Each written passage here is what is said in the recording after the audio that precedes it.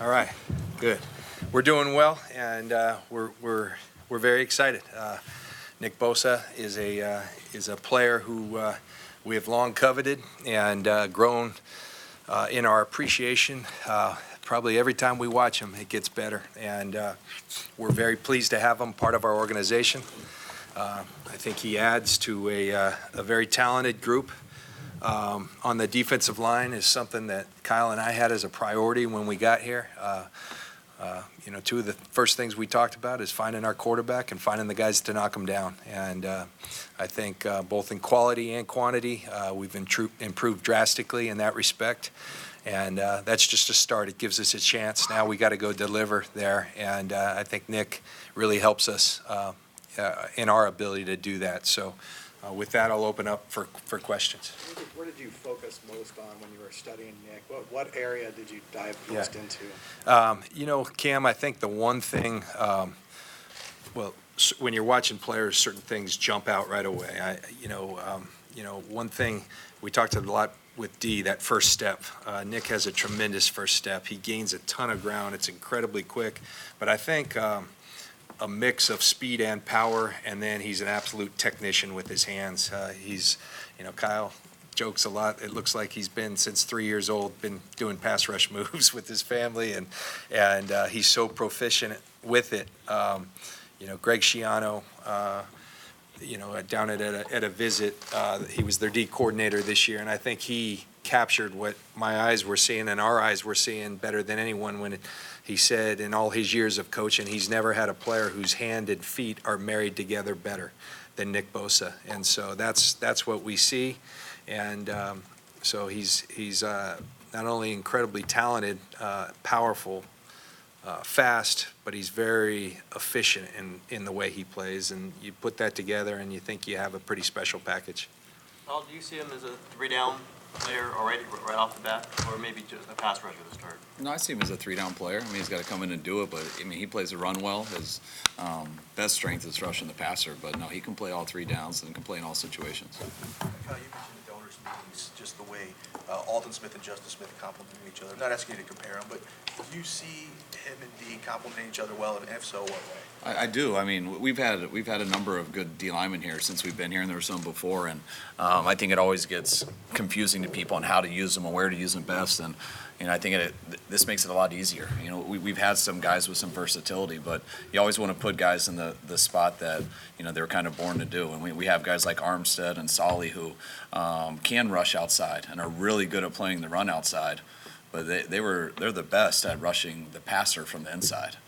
Just like Buckner is and stuff. And now we got two guys in particular who excel in rushing from the edge, and that's D Ford and it's Bosa. So it allows you to use the versatility a little bit better and put guys truly where they're at their best. How long ago did you guys know that if Murray went number one, you'd take Bosa? It's a good question, Eric. I think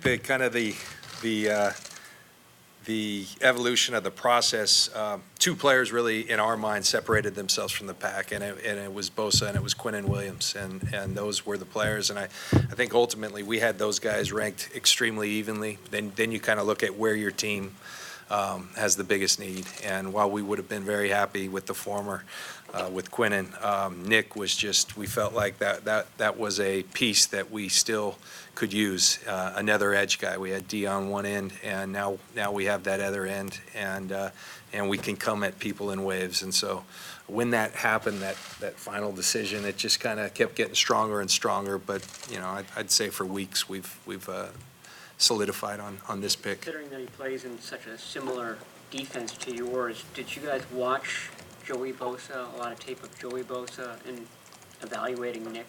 Yeah, everyone's so keen to try to make a comparison between them. I think we just look at really good D linemen, and we looked at Nick and all his strengths, and everybody wants to do comparisons. Who's taller? Who's faster? Who's stronger?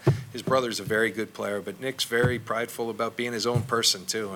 And while they're very close, they're also very competitive. And so that's another thing we loved. The more we got to learn about Nick, and so we're very enthused, as you can tell, to bring in a real quality player who we think is going to help us. John, you didn't want to elaborate much about this on Monday, but Yeah. you said he was a great teammate. Yeah. Can you speak to what in your mind makes him a good teammate? Yeah, I think the most indelible memory throughout this process with him, myself and Adam Peters went down on a day to watch Ohio State. They've got a ton of prospects, and we were at Rose Bowl practice. It was actually at the StubHub Center. They were practicing there, and it was very fortuitous for us because Nick Bosa decided to show up at practice, and, he was away from his team all year getting healthy, and this guy shows up in sunglasses and shorts, and organically we watched this happen. The entire practice stopped, and every player, every coach, every student manager on that team stopped and embraced Nick Bosa.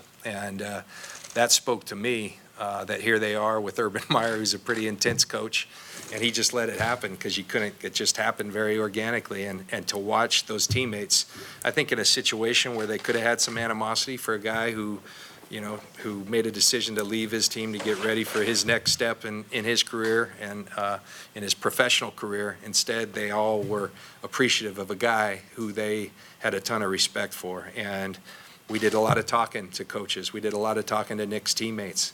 And, what they'll tell you is he's one of the most beloved players that's ever been through there to the rest of his teammates, to the coaches and all that. And that spoke volumes to us. Well, obviously, we all know about the social media posts. As the guy who's working that locker room, how do you evaluate that? How did you evaluate how he might fit in with your player? Just being around him. I mean, that's the most important thing for me. It's always great when you hear that his teammate liked him. And, what John witnessed is a very good story.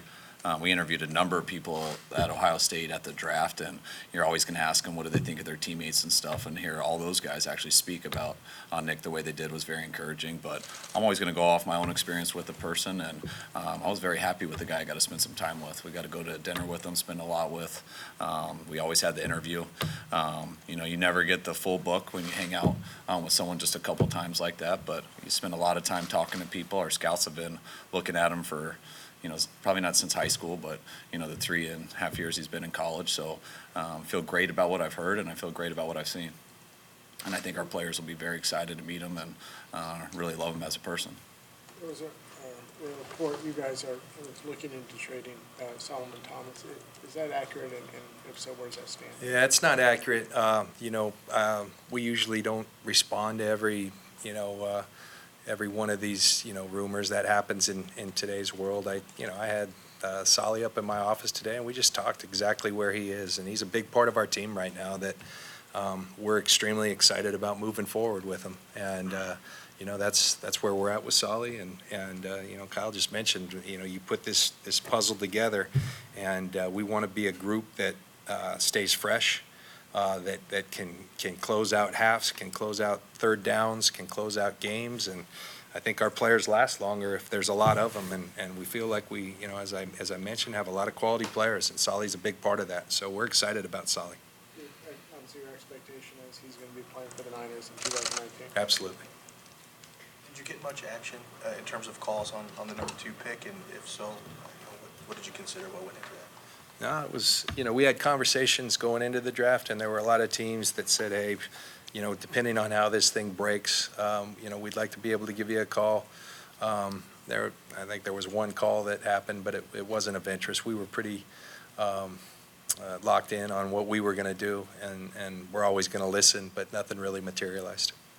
Games aren't won on paper, but do you allow yourself to look forward to what you've got on the defensive line just with all that talent? Yeah, very much so. I mean, just as a coach, it's the hardest thing to handle is going against a tough D-line, and that's been our goal since we got here, to try to build it that way. We know we had some good players to start with. We've added some players since we got here, and you always try to take the best guys available, and we've had a lot of guys that are good players that are very similar, and the 2 guys that we've added to the D-line this year are kind of the 2 things that we're missing. So we needed to get better in that area, and I think what we've already had will make those guys much better. So I think we got a chance to be difference makers on the defensive line, and that'll add to our linebackers, that'll add to our secondary, and make our whole team better.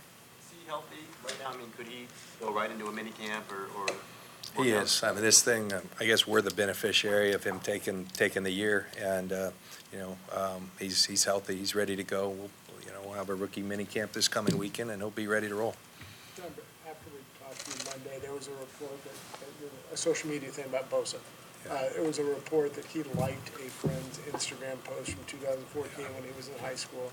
And those posts had hashtags that were racist and homophobic. Yeah.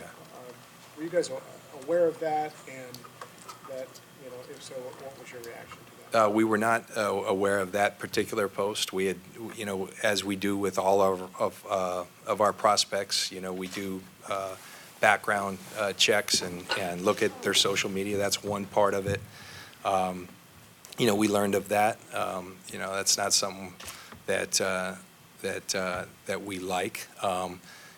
But I think a long time ago, and I think we choose to think more about what we've heard from people as to who the person really is.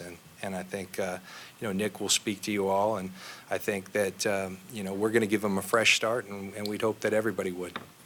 Yeah, I feel the same, seeing something like that, we didn't know, and then you see it, and that is something, you don't want to see stuff like that. Then to see when it was from when he was 16, and for people to explain to me what liking something means and how you do that, I still don't totally know. I don't have Instagram or anything. So I think, it's not right, but it's also not the person that we've been around, and it's not the person that we believe he is, and it's not the person that we've been told he is by a lot of people that we do trust. So I think we're pretty confident that he'll get here and show everyone else that's the same thing. Did you have a direct conversation with him about any of this specifically? Maybe not that one post, but this issue? No, I didn't. Not this issue. I didn't feel the need to ever. We felt very good about the person, and I know it's come out more in the last couple of days, but we still feel very good about it. Does his addition shift what you guys foresee for Eric Armstead, maybe more inside work for him? Well, I think Armstead is the same situation as Solly. They're very similar. They play extremely well in the running game on the edge. They can set those edge great. Tight ends and tackles struggle with them, and they still are effective rushing the quarterback. But both of those guys, if you can put them in the most ideal spot for them possible, and when the quarterback's throwing 3rd and 10, 2 minute, whatever it is, you'd rather put them inside, which is also where Buck would always rather be. So to have 3 guys in there, you could have a 3-man rotation at 2 positions to where you have guys on the outside. It's sometimes hard to put Solly and Armstead inside when they're better than the guys on the outside. So that's kind of been the tough thing for us over these couple of years. And the 2 things that we've done, one in free agency and one today, makes that a lot easier, and something that just as a coaching staff, and I know our players will be extremely excited about. You've talked a lot about improving the defensive front, but the secondary also struggled pretty significantly last year. Do you see this as really helping the secondary and maybe just by the quarterback having to deal with pressure? A pass rush hides a lot of things, just like a quarterback can hide a lot of things, and that's where it all starts. And if you don't have that pass rush, I don't care what corners you go get. No one can cover forever, and you can have guys who can get a lot of interceptions, but if that quarterback has forever to throw, it really doesn't matter. So I think we've improved at linebacker, which will help our secondary. Just it makes those zones harder to throw over, makes you play less man-to-man. And when you have a pass rush that can get there with 4, you can play less man-to-man, have linebackers help you out in coverage, and you can defend the deep ball better. Couple more? What will your approach be with Robbie Gould, who wants a trade? Yeah,